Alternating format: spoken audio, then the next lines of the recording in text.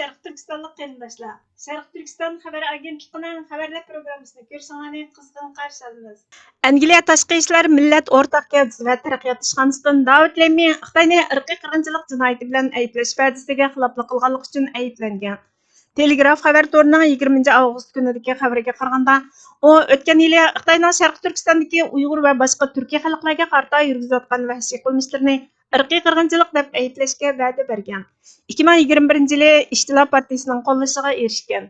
Telegraf gazeti Angliya Tashqi ishlar millatlar o'rtaq gavdasi va taraqqiyot ishxonasining Xitoyning qilmishlarini irqiy qirg'inchilik deb ayblaydigan yoki ayblamaydiganligini so'raganda faqat bostirish deb ayblaydiganligini aytgan. Angliya Tashqi ishlar millatlar o'rtaq gavdasi va taraqqiyot ishxonasining bayonotchisi biz Xitoyning kishilik huquq xotirasini yaxshilash va atalmish Şinjandagi Uyg'ur xalqini bostirishni to'xtatish uchun besim ishlatishda boshlamchilik rol o'ynayapmiz. Bu bizning andishimizni Xitoy hukumatining eng yuqori qatlamida ifodalash, Xitoyning kishilik huquq dafsanchiligiga mas'ul qilish uchun xalqaro munbardagi tirishchanlikni moslashtirish harakatlarimizda ifodalanadi degan. Bu bayonot İştilaf Partiyasining Xitoyni tahdid deb e'lon qilishini rad qilgandan keyin e'lon qilingan. Dushanba kuni Sirkeyr hukumati Rossiya va Xitoydan kelgan lobbichilarni nazorat qiladigan yangi qonunni kechiktirganligini dalollagan bo'lib, uning bu planni ojizlashtiruvchi hatto bekor qilishidan andish tug'ilgan. Muhofizkor partiyasining parlament a'zosi Olivia Kernis Lammi apandining partiyasining saylamdan burungi va'dasiga amal qilmaganligini aytib, u va'dalarini buzdi. David Lemmi İştilaf Partiyasi hukumati Uyg'urlar uchragan vahshiylikni irqiy qirg'inchilik deb rasmiy e'tirof qilganligi, xalqaro sudlar orqali ularning qiyinchiligini hal qilish uchun adolat izlaydiganligi, vazifaga o'tirgandan keyingi 100 kun ichida Angliyaning Xitoy bilan bo'lgan munosabatini tubdan bog'laydiganlik to'g'risida va'da bergan bo'lsa-mu, 100 kun ichida bu va'dalardan voz kechdi. Biz İştilaf Partiyasi orqali Xitoyga texmo qattiq pozitsiyada bo'lishga va'da bergan edik. Hozir ikki partiyaning qo'llashi bilan o'tirg'a qo'yilgan tadbirlarmi amaldan qoldirildi degan. Sharq Turkiston surgundi hukumatining tashqi ishlar va bexatarlik ministri Salih Xudoyer apandi Sharq Turkiston surgundi hukumati Angliya tashqi ishlar o'rtaq gavdasi va taraqqiyot ishxonasidan David Lemmining ishg'ol qilingan Sharq Turkistondagi Uyg'ur, Qozoq, Qirg'iz va boshqa turkiy xalqlarga qaratgan vahshiylikni rasmiy e'tirof qilish va'dasiga amal qilmaganligidan qattiq umsizlandi. Xitoyning qilmishlarini faqat zulm deb tasvirlash, vaziyatning og'irligini ko'rsatib berishga yetarsiz qolmay yana Uyg'ur va boshqa turk xalqlari duch kelgan irqiy qirg'inchilikning davomlashishiga sababchi bo'ladi. Bu faqat va'dasini buzishlar emas. Xi Jinping boshchiligidagi Xitoyning irqiy qirg'inchilikchi hokimiyatining tasavvur qilg'isiz dahshatli qilmishlarini boshdan kechirayotgan Uyg'ur va boshqa turk xalqlariga qilingan xiyonat. Dunyo xalqaro qonundagi irqiy qirg'inchilikning har bir o'lchamiga mos keladigan sistemlik rayimsizlikka sal qaray olmasligi lozim. Biz Angliya hukumatini va'dasida turib axloq majburiyatini ado qilishga chaqirdik. Angliya cho'qim irqiy qirg'inchilik va insoniyatga qarshi turish jinoyati uchun Xitoyning javobgarligini surishtirish va Sharq Turkistonning mustaqilligini asliga keltirishni qo'llashda o'lga bo'lishi kerak. Quruq gapning vaqti o'tib ketdi. Sharq Turkiston xalqi adolatga erishtirish uchun harakatga o'tishga arziydigan xalq dedi. Sharq Turkiston surgundi hukumatining tashqi ishlar va bexatarlik ministri Sharq Turkiston milliy uyg'unish harakatining qurg'uvchisi Salih Xudoyer apandi Amerikaning 2024-yillik saylam uchun elib berayotgan faoliyatda Sharq Turkistondagi irqiy qirg'inchilikni tilga olmaganligini aytdi.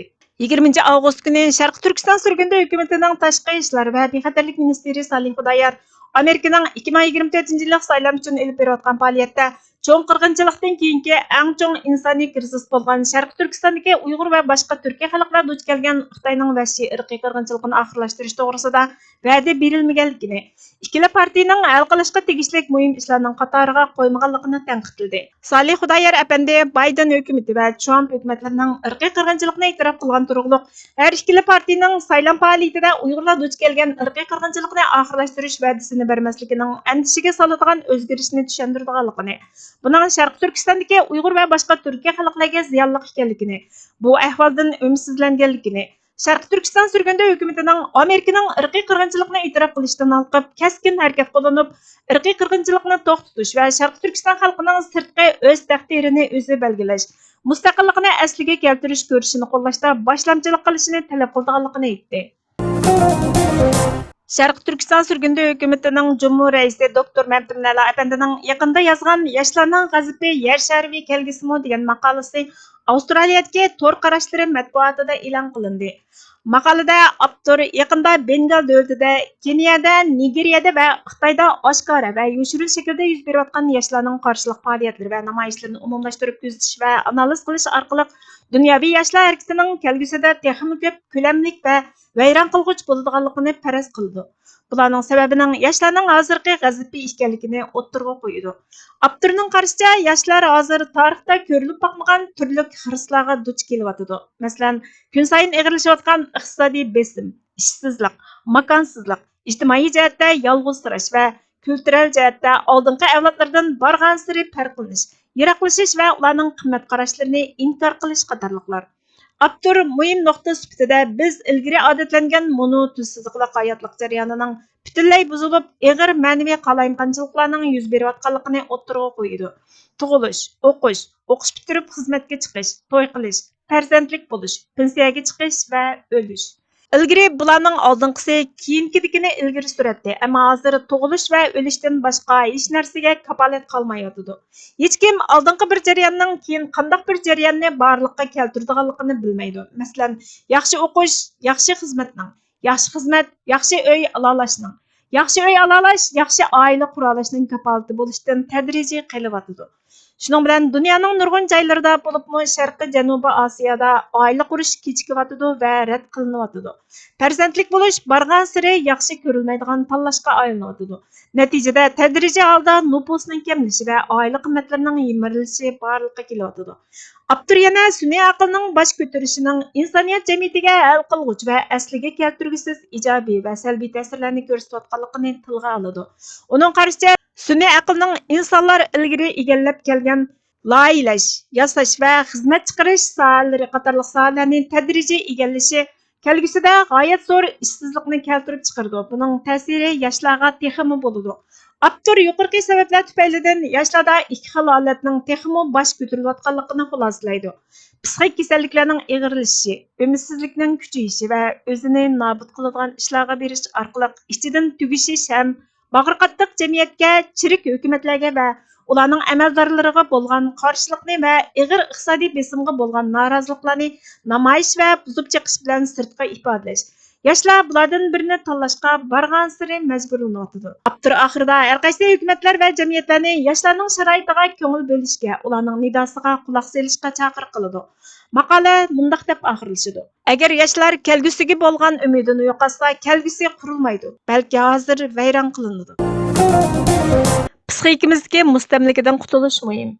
To'g'ri ong saviya xalqlarni mustamlikadan psixik jihatdan va axloqiy jihatdan ozod bo'lish yo'liga yuzlandirdi. O'zimizdagi mustamlikani qabul qilish psixikasidan ozod bo'lganda, ondan siyosiy ozodlik harakati boshlandi. Chunki mustamlika mahkumlikqa duch kelgan millatlarning ijtimoiy aloqasiga ta'sir ko'rsatib qolmasdan, balki ularning psixikasiga, ruhiga va vijdoniga qadar ta'sir ko'rsatadi. Shunga siyosiy jihatdan ozod qilish harakatidan ilgari nafsiy, ruhiy va vijdoniy jihatdan ozod qilish va ong saviyani o'stirish harakatini boshlash muhim. Jamiyatshunos mutafakkur Malik Nabiyning fikrlaridan uzundilar. Bugungi xabarlarimiz bu yerda oxirlashdi. Bizga vaqt ayirganingiz uchun ko'pdan ko'p rahmat. Kelar qatimki programmamizda ko'rishguncha Allohga omonat bo'lgaysizlar.